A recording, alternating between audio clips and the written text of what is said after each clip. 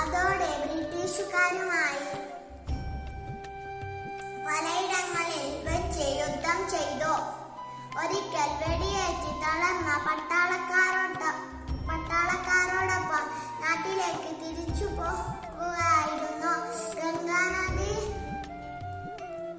കടക്കുമ്പോഴേക്കും English പട്ടാളം അവർക്ക് നേരെ വെടിവെക്കാൻ തുടങ്ങി. വെടിയേറ്റ് കാൻവാസ് സിംഗിന്റെ കൈയൊടിഞ്ഞു തൂങ്ങി. ഇനി എന്ത് ചെയ്യും? ആ ധീരൻ ഒടിഞ്ഞു തൂങ്ങിയ തന്റെ കൈ മുറിച്ചെടുത്ത് ഗംഗാമാതാവിന് സമർപ്പിക്കുന്നു. ഇത്രയും പറഞ്ഞ് മുറിച്ച കൈ അദ്ദേഹം ഗംഗാനദിയിലേക്ക് വീശിയെറിഞ്ഞു. എല്ലാ